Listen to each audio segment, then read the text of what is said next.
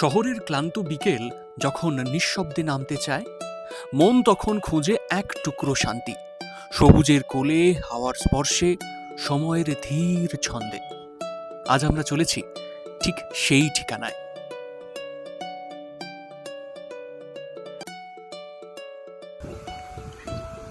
গ্রাম ছাড়া ওই রাঙা মাটির পথ আমার মনোভোলায় রে। ভাবছেন হাতে খুব কম সময় আছে আর ঘুরতে বেরোবেন, ঘুরতে যাবেন, নিজেকে একটু রিফ্রেশ করবেন, কোথায় যাওয়া যায় কলকাতার আশেপাশে গিয়ে আবার ব্যাক করবেন, এ বিষয় নিয়ে আজকের ভিডিও। নমস্কার, কেমন আছেন সবাই? আমি আপনাদের বেহালার ছেলেটা, আমি দেবাঞ্জন। এই মুহূর্তে আমি কলকাতা থেকে বেশি দূরে নয়, বড়জোর 30-35 কিলোমিটার দূরে রয়েছি। যে জায়গাটায় রয়েছি সেই জায়গাটার নাম ঘটকপুকুর। আর এই ঘটকপুকুরে আপনি কিভাবে আসবেন এবং এসে কি দৃশ্য দেখবেন যা আপনার মনকে একেবারে সতেজ করে তুলবে, সেটাই এই ভিডিওতে থাকছে। ভিডিওটা হতে চলেছে ভীষণ ইনফরমেটিভ এবং পাশাপাশি একটু আমার ডান দিকে যদি সিনারিটা দেখাই আপনাকে বুঝতে পারবেন কেন বারবার গ্রামের কাছে ছুটে আসা, কেন বারবার ছুটে আসা এই গ্রাম বাংলায় এবং এই সবুজের মাঝখানে। বেরিয়ে পড়া যাক, আর দেরি কেন। ইতিমধ্যে বলে রাখি যে সূর্য মামা কিন্তু একেবারে মাথার উপরে রয়েছে। ঘড়ি বলছে এক্স্যাক্টলি সাড়ে 1টা, মানে 1:30 বাজে আর কি। বাইক আছে আমার সঙ্গে। ইএম বাইপাস ধরে বা বারুইপুরের রাস্তা দিয়ে আপনি যখন এগোবেন, তখনই শহরের কংক্রিটের জঙ্গল আস্তে আস্তে মিলিয়ে যাবে।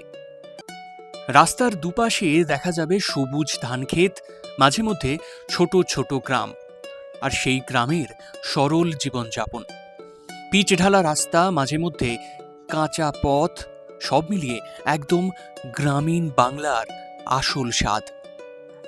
যাত্রা পথটা শুধু গন্তব্যে পৌঁছানোর জন্য নয়, এই পথটাই যেন একটা আলাদা অভিজ্ঞতা। রিসর্টে পৌঁছানোর আগেই আপনি অনুভব করতে পারবেন গ্রামের সেই নির্জন শান্ত পরিবেশ।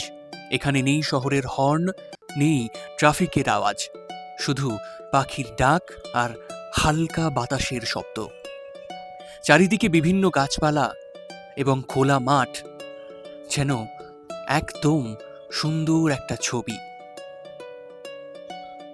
বিকেলে সোনালি রোদে ঝলমলে মাঠ, এই সব কিছু মিলিয়ে যেন এখানে সময় একটু ধীরেই চলে। মেন রাস্তা দিয়ে এগোতে এগোতেই ডান দিকে পড়বে এই সমস্ত রিসর্টের যাওয়ার রাস্তা। আর এই রাস্তায় ঢুকলেই আপনি বুঝতে পারবেন আমার বলা একটা কথাও মিথ্যা নয়। পথে এগোতে এগোতেই দাঁড়ালাম একটা জায়গায়, বসলাম একটা জায়গায়, মনে গান এলো। আমি না গেলাম যমুনার ঘাটে, না তুলিলাম জল, না হেরিলাম তারে সখী, না হইলাম চঞ্চল। আমার মুখ বান্ধিবি, চোখ বান্ধিবি, পরাণ বান্ধিবি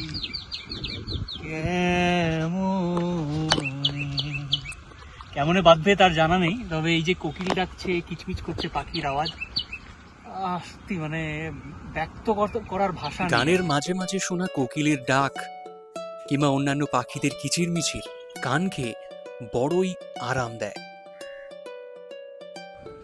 এই মুহূর্তে আমরা এসে পৌঁছেছি রীতাবনী রিসর্টে।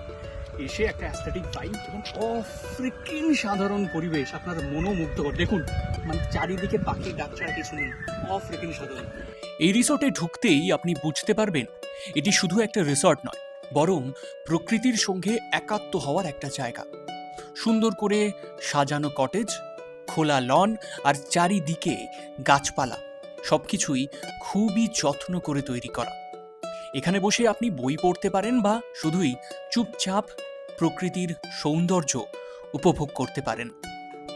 রিসর্টের ভিতরের পরিবেশ একদম শান্ত ও রিল্যাক্সিং, যা আপনাকে শহরের স্ট্রেস থেকে মুক্তি দেবে।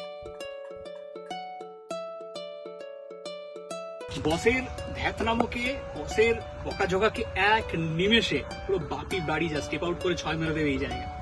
বিশ্বাস করুন, এই এসে এতক্ষণ গরম লাগছিল।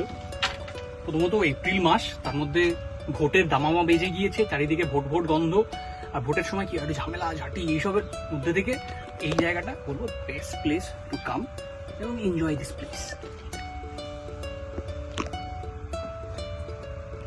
ইতিমধ্যেই বাড়ি থেকে মায়ের ফোন চলে এসেছিল।